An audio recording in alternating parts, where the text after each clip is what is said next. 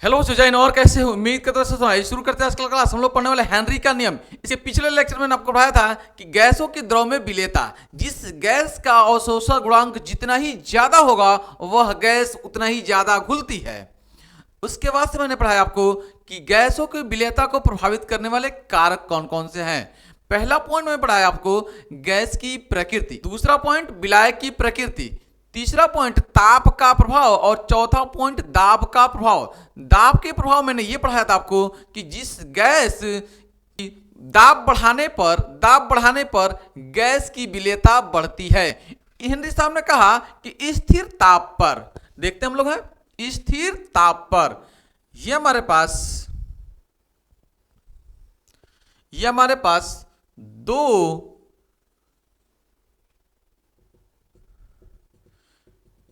ये हमारे पास दो पात्र हैं ए और बी। ए और बी, एक पात्र में एटमॉस्फेयर 2 एटमॉस्फेयर है प्रेशर, वायुमंडलीय दाब इसके सतह पर कितना है 2 एटमॉस्फेयर प्रेशर है, और इसके अंदर वायुमंडलीय दाब जो है वह 5 एटमॉस्फेयर है, 5 एटमॉस्फेयर है। तो निश्चित रूप से यह 2 एटमॉस्फेयर है, 2 एटमॉस्फेयर है, तो यहां पर गैस कम घुलेगी क्योंकि दाब कम है, दाब कम है। यहां पर दाब ज्यादा है इसलिए यहां पे गैस ज्यादा घुलेगी, गैस ज्यादा घुलेगी। दाब के प्रभाव मैंने आपको ये पढ़ाया था, पिछले लेक्चर से ही कनेक्ट हो रहा है, ये पूरी की पूरी बात पिछले लेक्चर से कनेक्ट हो रहा है। पिछले लेक्चर में आपको यह पढ़ाया था मैं कि जिस का दाब ज्यादा वह गैस ज्यादा घुलेगी। अगर तापमान दोनों का स्थिर कर दिया जाए, नियत तापमान कर दिया जाए, नियत तापमान कर दिया जाए, ठीक है, तापमान क्या हो जाए, नियत हो जाए।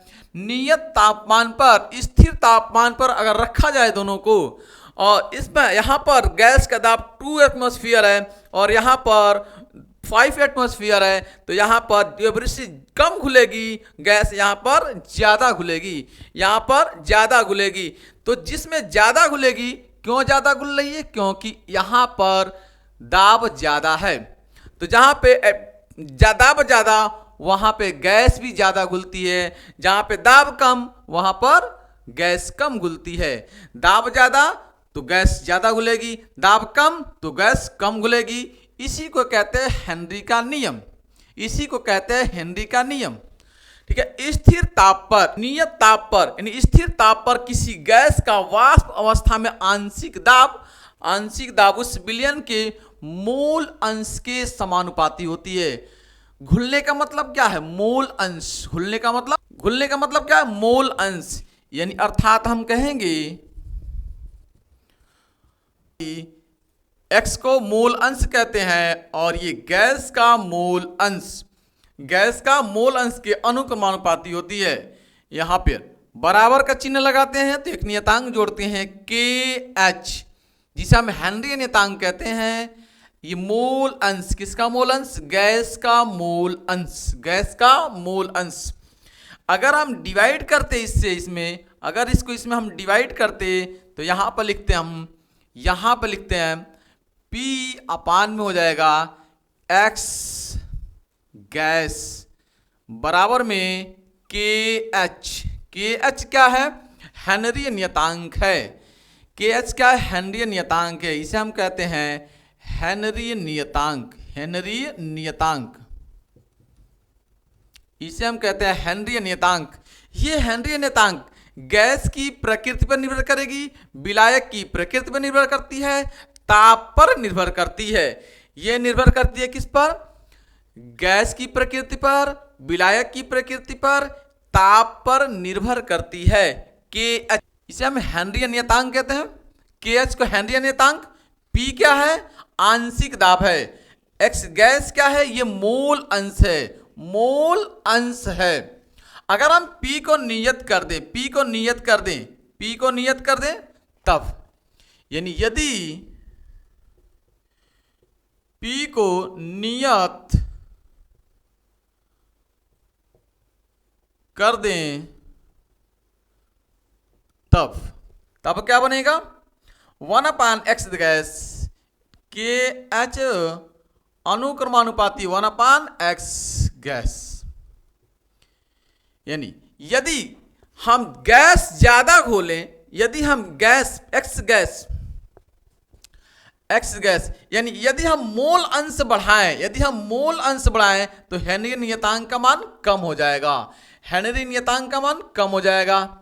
यदि हम क्या स्थिर कर दे, P को नियत कर दे। इस बात को हम ग्राफ से भी समझ सकते हैं, मान लीजिए हमारे पास ये ग्राफ है, ये P है और ये X गैस है। इन दोनों के बीच अगर ग्राफ खींचे, देखिए ये आपके पास एक ग्राफ में खींच रहा हूं सिंपल, ये है आपके पास KH और एक और है ये KH, 2 पॉइंट है। यहाँ पे देखिए थीटा का मान देखिए, पहले थीटा यहाँ पे कम है, यहाँ पे θ1 बोल दे रहा हूं, ये थीटा यहाँ पे ज्यादा है, इसको मैं θ2 बोल दे रहा हूं। तो θ1 कम है, θ1 ज्यादा है। अब देखिए θ1 ज्यादा, अगर P को मैं स्थिर कर दूं, मान लीजिए नियत यहाँ पे P है, P यहाँ पे नियत है, तो इसको आगे की तरफ बढ़ाएंगे आप तो देखेंगे कि यहाँ पर ये मोल अंश इतना है, इसका इतना घुला हुआ है। अगर इसी को हम आगे की तरफ बढ़ाएं, हम तो यहाँ पे देख रहे हैं कि मोल अंश इतना घुला हुआ है, मोल अंश इतना है। यानी P को अगर नियत कर दे, P को फिक्स कर दिया हमने, P को यहाँ पे फिक्स कर दिया है, तो मोल अंश यहाँ पे इतना आ रहा है और यहाँ पे देखिए इतना आ रहा है। यानी मोल अंश यहाँ पे कम है और यहाँ पे मोल अंश ज्यादा है। मोल अंश कम क्यों है? क्योंकि यहाँ पे KH ज्यादा है, KH ज्यादा है तो मोल अंश कम, KH ज्यादा है तो मोल अंश कम हो जाएगा, KH ज्यादा है तो मोल अंश कम। ये KH की वैल्यू है, KH ज्यादा यहाँ पे है, KH ज्यादा है। अगर KH ज्यादा है तो मोल अंश कम है, अगर KH कम है तो यहाँ पे देखिए मोल अंश कितना ज्यादा आ रहा है, मोल अंश इतना ज्यादा आ रहा है, मोल अंश ज्यादा है। KH कम है तो मोल अंश ज्यादा है, यानी ये अगर कम हो जाएगी तो ये ज्यादा हो जाएगा, अगर ये ज्यादा हो जाए तो ये कम हो जाएगा। यानी KH और मोल अंश एक दूसरे के व्युत क्रमानुपाती होते हैं स्थिर ताप पर KH मोल अंश के व्युत क्रमानुपाती होता है। इस ग्राफ से आप देख सकते हैं, यहां से सवाल बहुत अच्छे बनते हैं। आइए इसके अनुप्रयोग, हेनरी के नियम के अनुप्रयोग कुछ देखते हैं। अगला पॉइंट है हेनरी के नियम के अनुप्रयोग, एप्लीकेशन ऑफ हेनरी लॉ। पहला पॉइंट इसमें है कि जो सोडा वाटर लेते हैं, यानी जो ठंडा कोल्ड ड्रिंक आप लेते हैं, जो पेप्सी लेते हैं, कोका कोला लेते हैं, उसमें उच्च दाब पर अधिक प्रेशर लगाकर गैसों को भरा जाता है उसके अंदर। यानी गैस की विलेयता उतनी ही ज्यादा होगी जितनी आप प्रेशर लगाएंगे, क्योंकि जितना आप प्रेशर बढ़ाएंगे, जितना दाब बढ़ाएंगे, विलेयता उतनी बढ़ेगी। तो अधिक उच्च दाब पर प्रेषित करके, उच्च दाब लगाकर गैसों को संपीड़ित करके उसके अंदर भरी जाती है। यानी सोडा जल एवं शीतल पेय पदार्थों में कार्बन डाइऑक्साइड की विलेयता बढ़ाने के लिए बोतलों को अधिक दाब पर बंद किया जाता है। दूसरा पॉइंट है, ये बहुत ही मजेदार टॉपिक है कि गहरे समुद्र के अंदर जो गोताखोर जाते हैं, इस बात को समझिएगा। मान लीजिए हमारे पास ये धरातल है, धरातल पर कोई आदमी यहाँ पे है, धरातल पर कोई आदमी है यहाँ पे, ठीक है, धरातल पर कोई आदमी है यहाँ पे, सिंपल धरातल पर कोई आदमी है, और ये समुद्र के अंदर जा रहा है। ये समुद्र की गहराई, जैसे जैसे गहराई के अंदर जाएगा, वह गहराई के अंदर जाएगा, वैसे वैसे इसके ऊपर दाब बढ़ता जाएगा। भाई ये पृथ्वी धरातल पर है तो 1 एटमॉस्फेरिक प्रेशर लग रहा है इसके ऊपर चारों तरफ से, इधर से इसके ऊपर जो प्रेशर लग रहा है वह 1 एटमॉस्फेरिक प्रेशर लग रहा है, ये 1 एटमॉस्फेरिक प्रेशर लग रहा है। अगर ये समुद्र के अंदर जाएगा तो अपने अंदर यह अपने सिलेंडर लेगा, एक सिलेंडर लेगा जिसमें हीलियम 11.7% लेकर और 56.2% नाइट्रोजन लेगा और 32.1% ऑक्सीजन लेगा, और यहाँ पर एक बैग लटकाएगा अपने ऊपर, एक बैग लेगा और इस बैग को लेकर अंदर की तरफ चलेगा। जैसे जैसे अंदर की तरफ जाएगा, वह अंदर की तरफ जाएगा, मान लीजिए वह यहाँ पे चला आया, यहाँ पे चला आया, ठीक है। अगर यहाँ पे आ गया, यहाँ पे जैसे आया तो यहाँ पे दाब कम है, यहाँ पे दाब बढ़ जाएगा, यहाँ पे दाब बढ़ेगा। जैसे जैसे वो अंदर जाएगा उसके ऊपर दाब बढ़ता जाएगा। और अंदर चला आया, अगर यहाँ पे आ गया, समझिए यहाँ पर आ गया, अगर वो यहाँ पर आ गया तो यहाँ पे दाब और बढ़ जाएगा। जैसे जैसे अंदर की तरफ जाएगा वैसे वैसे दाब बढ़ता जाएगा, वैसे वैसे दाब बढ़ता जाएगा। जैसे जैसे अंदर की तरफ जाएगा वैसे वैसे दाब बढ़ेगा, दाब बढ़ेगा। जब दाब बढ़ेगा, जैसे जैसे दाब बढ़ेगा तो गैस की विलेयता बढ़ेगी, गैस की विलेयता बढ़ेगी। बाहर हम रहते हैं, बाहर रहते हैं, स्वस्थ हैं, 8 एटमॉस्फेयर पर हमारे ऊपर दाब लग रहा है तो हम सांस लेते हैं, तो सांस के अंदर क्या आता है, ऑक्सीजन आता है। सांस लिया, ऑक्सीजन आया, नाइट्रोजन आया, कार्बन डाइऑक्साइड आया, हम पूरा सांस लिए, फिर वापस करते हैं। जैसे ही हम सांस लिए फिर वापस करते हैं सांस। तो जब लेते हैं और छोड़ते हैं तो लेते समय हमारे शरीर नाइट्रोजन हम लेंगे 78%, 78% जब नाइट्रोजन लेते जैसे हम ऑक्सीजन ले रहे हैं वायुमंडल से वैसे छोड़ रहे हैं। जैसे हम लिए तो जितना हम नाइट्रोजन लिए उतना नाइट्रोजन हम छोड़ दिए, क्योंकि नाइट्रोजन अधिक दाब पर नाइट्रोजन गैस घुलती है, विलेयता बढ़ती है। तो यहाँ पर जितना हम नाइट्रोजन लिए उतना नाइट्रोजन वापस हम छोड़ दिए, उतना नाइट्रोजन छोड़ दिए। ऑक्सीजन जितना हम लेते हैं, ठीक है, ऑक्सीजन 21% लेते हैं, तो हमारे शरीर के अंदर जैसे ही ऑक्सीजन जाता है तो ऑक्सीजन कुछ घुल जाता है, क्योंकि 1 एटमॉस्फेयर पर प्रेशर लगता है, हम सतह पर हैं, तो हमारे अंदर ऑक्सीजन घुल जाता है, क्योंकि ऑक्सीजन कम ही दाब पर घुल जाता है। तो यह हमारे शरीर से जब बाहर निकलता है तो 17% निकलता है, 70% बाहर निकलता है, 4% हमारे शरीर के अंदर आ जाता है, जो हमारे ब्लड को सर्कुलेशन कराता है। ऐसे ही मेजर पॉइंट कार्बन डाइऑक्साइड भी लेते हैं, ठीक है, कार्बन डाइऑक्साइड लेते हैं, फिर बाहर निकालते हैं। कार्बन डाइऑक्साइड हमारे फेफड़ों में जाता है, रक्त में जाता है, फिर बाहर निकल जाता है। लेकिन जैसे जैसे हम अंदर की तरफ जाएंगे दाब बढ़ेगा। जब दाब बढ़ेगा, प्रेशर बढ़ेगा, दाब बढ़ेगा तो दाब विलेयता बढ़ेगी। हेनरी का नियम है कि दाब बढ़ेगा तो विलेयता बढ़ेगी। तो यहाँ पर जाए हम तो दाब हमारे पास ज़्यादा बढ़ गया, दाब कुछ ज़्यादा लग रहा है।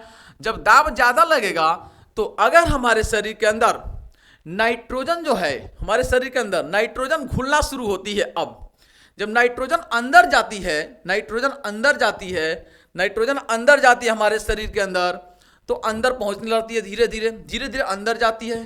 तो जैसे जैसे अंदर की तरफ जाते हैं, जैसे जैसे अंदर की तरफ जाएंगे प्रेशर और बढ़ता जाएगा। प्रेशर जितना ही बढ़ेगा उतना ही ज़्यादा नाइट्रोजन गैस घुलेगी, अब ये नाइट्रोजन गैस जब अंदर पहुंच जाती है तो फिर ये बाहर तो वायुमंडल तो है नहीं, बाहर तो चारों तरफ से दाब लग रहा है, तो नाइट्रोजन गैस बाहर निकल नहीं पाती है। क्योंकि नाइट्रोजन जैसे हमारे शरीर के अंदर में जाती है तो शरीर के अंदर में जो धमनियाँ होती है, शिराएँ होती है, जो हमारे पतली केशिकाएँ होती हैं, जो पतली केशिकाएँ होती हैं, मान लीजिए ये केशिकाएँ हैं, इन केशिकाओं के अंदर ये नाइट्रोजन के बुलबुले, बड़े बड़े बुलबुले जाकर ये फंस जाते हैं। नाइट्रोजन बड़े जाकर ये फंस जाते हैं, नाइट्रोजन फंस जाते हैं। यहाँ पर ये नाइट्रोजन के बड़े जो बुलबुले हैं वो फंस जाते हैं। अब हमारा शरीर के अंदर जो ब्लड होता है, ब्लड का सर्कुलेशन नहीं हो पाता है, ब्लड यहाँ पर आकर रुक जाता है। अब ब्लड आगे नहीं बढ़ रहा है, क्योंकि ये बंद कर रखी है। तो जैसे जैसे हम अंदर जा रहे हैं ये कंडीशन होना शुरू हो जाता है। अब धीरे धीरे जा रहे थे तो वैसे वैसे नाइट्रोजन घुल रही थी हमारे शरीर के अंदर, नाइट्रोजन घुल रही थी। और धीरे धीरे ऊपर की तरफ आएंगे, जैसे जैसे हम ऊपर की तरफ आएंगे तो दाब घटेगा तो विलेयता घटेगी, दाब घटेगा तो विलेयता घटेगी। तो जैसे जैसे ऊपर की तरफ आते हैं, ठीक है, तो दाब घटती है और विलेयता भी घटती है, विलेयता घटती है। उस कंडीशन में होता है क्या, इसके अंदर जो नाइट्रोजन है, जो नाइट्रोजन की मात्रा है, ये दर्द देती है। यानी हमारे शरीर में यहाँ पर जो ब्लड जा नहीं पा रहा है, ब्लड को ये जो बुलबुले हैं ये रोक दे रही हैं, रोक नहीं है, ब्लड को, सर्कुलेशन को बंद कर दे रही हैं, जिसके कारण हमारे शरीर के अंदर सांस लेने में हमारे शरीर के अंदर दर्द उत्पन्न होता है, जगह जगह पीड़ा उत्पन्न हो जाता है। इसी कारण इस नाइट्रोजन के साथ साथ हम अपने सिलेंडर में हीलियम मिलाते हैं, क्योंकि हीलियम को बहुत उच्च ताप पर घोला जा सकता है, बहुत उच्च दाब पर घोला जाता है। उतना दाब यहाँ पे लग नहीं सकता है, यहाँ पर उतना दाब भी नहीं है। यहाँ पे नाइट्रोजन घुल सकती है लेकिन हीलियम नहीं घुल सकता है, क्योंकि हीलियम एक अक्रिय गैस है, ये घुलता नहीं है।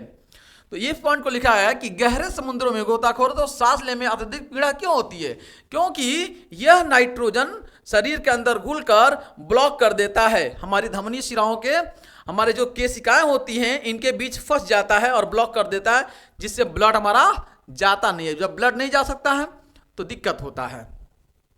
अगर कभी एक पूछे आपसे कि एक बाइक जाए गया कोई, ये मान लीजिए धीरे धीरे गए, धीरे धीरे ठीक है, लेकिन कोई एक बाइक गया तो एक बाइक दाब बढ़ेगा तो विलेयता भी बढ़ेगी, और एक बाइक कोई निकलना चाहेगा तो दाब एक बाइक घटेगा तो विलेयता घटेगी, तो विलेयता घटेगी तो ये नाइट्रोजन बाहर निकलना चाहेंगे तो ये बाहर निकल नहीं पाएंगे, क्योंकि दाब एक बाइक घट रही है। तो उस कंडीशन में क्या होता है, बाहर नहीं निकल पाएंगे, तो जहां पर फंसे होंगे वहीं से पिचकारी जैसे ब्लड बाहर निकलेगी, तो उस कंडीशन में इंसान की मृत्यु भी हो सकती है।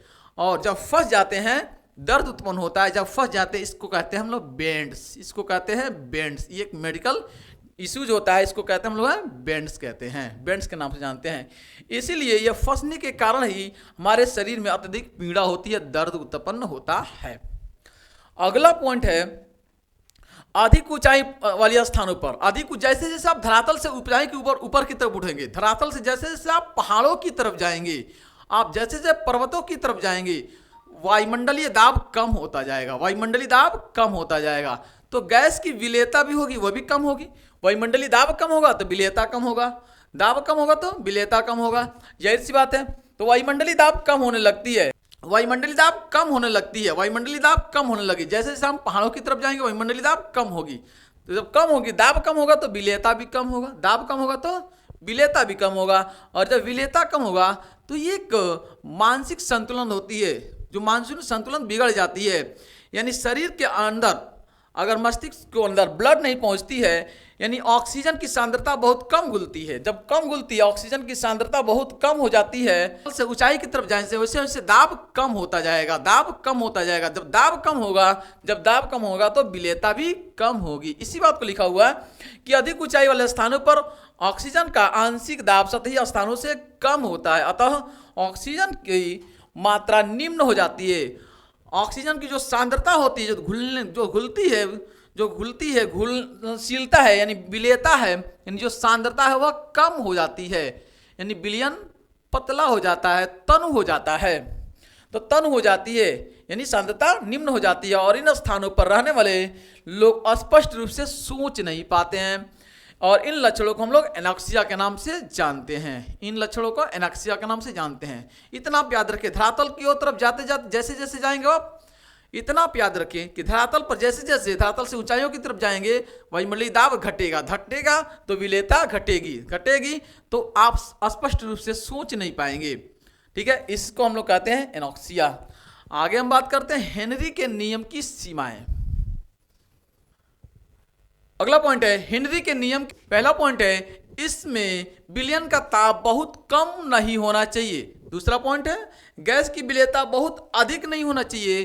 तीसरा पॉइंट है यह नियम केवल आदर्श गैस के लिए ही लागू होता है। यह हेनरी के नियम के। आइए इससे आधारित हम लोग क्वेश्चन देख लेते हैं एक दो। कह रहा है यदि N2 को 293 केल्विन पर जल में प्रवाहित किया जाता है तो 1 लीटर जल में कितने मोल N2 और विलेय होगी। N2 का आंशिक दाब दिया है 0.987 बार, यानी आपको सॉल्यूशन करेंगे, आप सॉल्व करेंगे तो आप लिखेंगे आंशिक दाब यानी P का मान दिया हुआ है 0.987 बार आंशिक दाब, तथा 293 केल्विन पर N2 के लिए हेनरी नियतांक यानी KH की वैल्यू दे रखी है आपको 76.84 बार। आपसे पूछा है मोल, कितने मोल और विलेय होगा, तो हेनरी के नियम से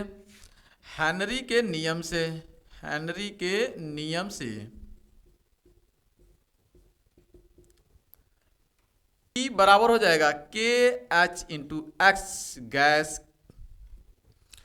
यहां पे आपको x मतलब मोल निकालना है, x क्या है मोल है, तो ये KH से डिवाइड कर देंगे तो P अपान हो जाएगा KH।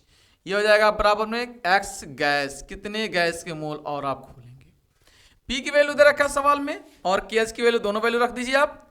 तो x यहाँ पे x गैस बराबर हो जाएगा आपके पास P की वैल्यू 0.987 बार बटे में 76.84 बार।